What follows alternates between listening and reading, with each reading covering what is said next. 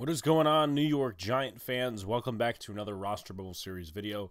Please hit the like button, comment, and subscribe. Turn on post notifications so you know when a live stream pops or a video drops. Appreciate y'all coming back. Also share this out.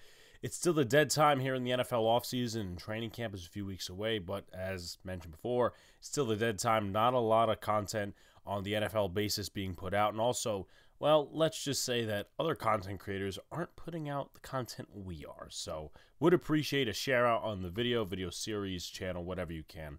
Growth really happens that way for us, and we appreciate it.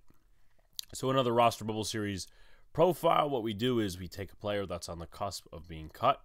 We talk about their background, their competition, how they could win a spot on the roster, how they could lose a spot on the roster, and then a prediction at the end. So today's profile is done on an undrafted free agent, and one of the few that the New York Giants picked up after the draft, Gemon Green out of Michigan.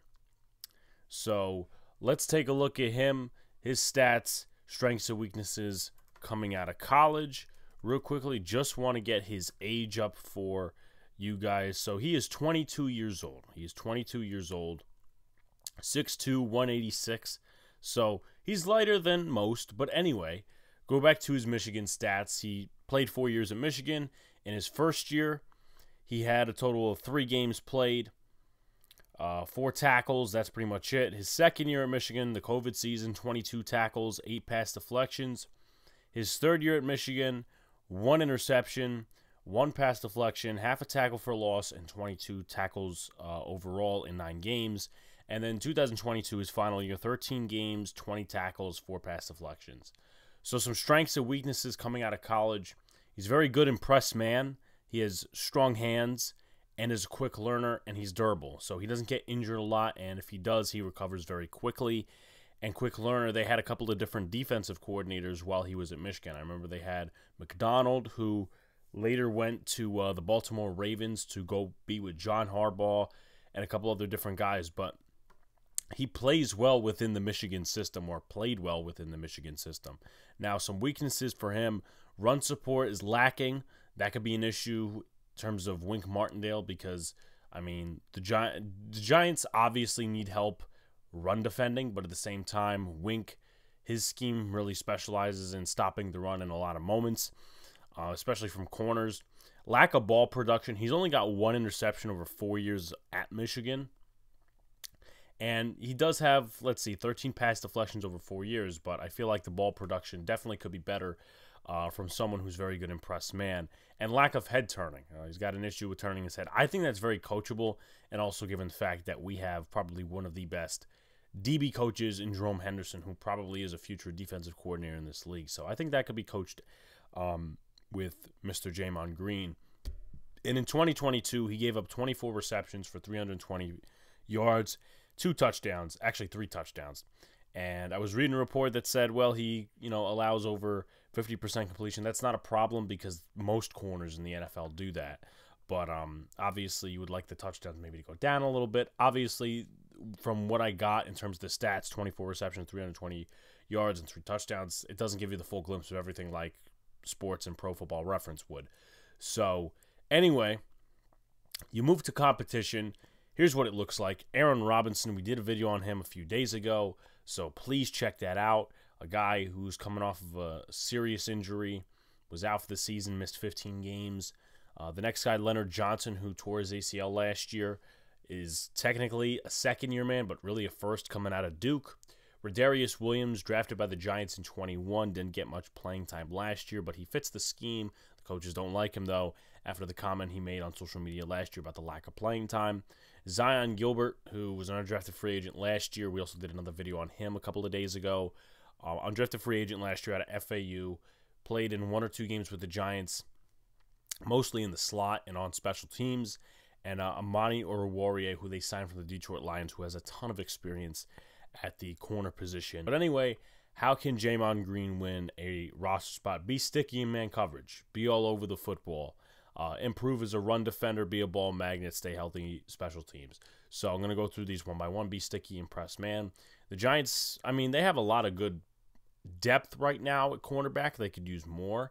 They could stuff guys on the practice squad. unless they get picked up by another team on waivers. But being sticky and press man, we know that Gemon Green technically fits the scheme.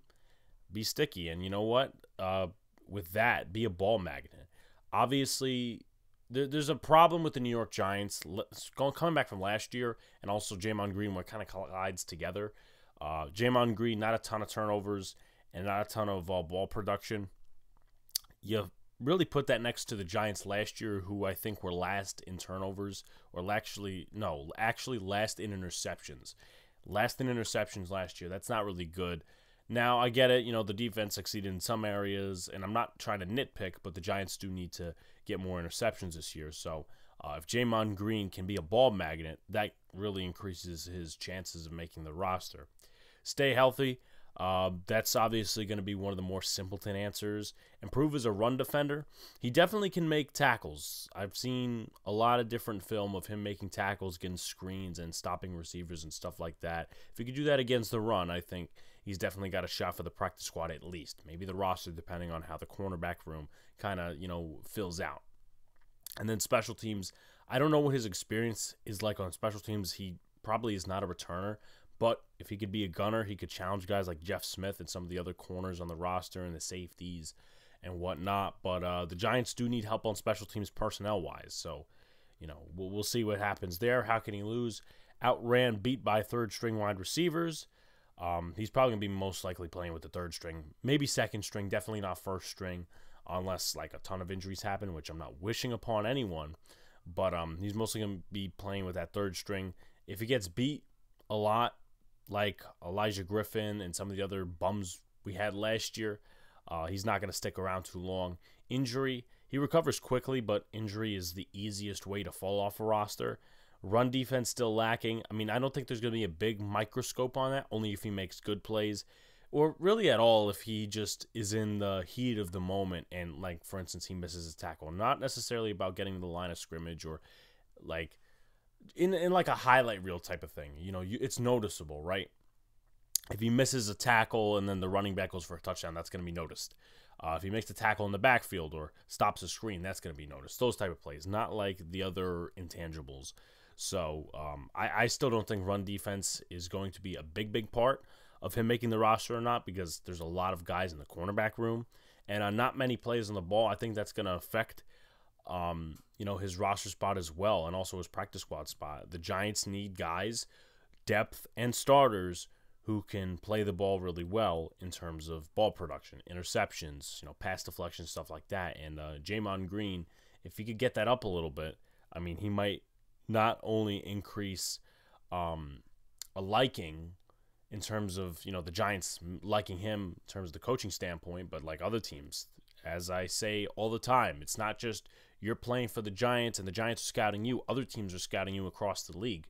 They put on the tape. If you get cut, someone may pick you up. It kind of happened to Ryan Connolly, and it happens to a lot of guys really over the course of, these type of periods in the NFL year after year.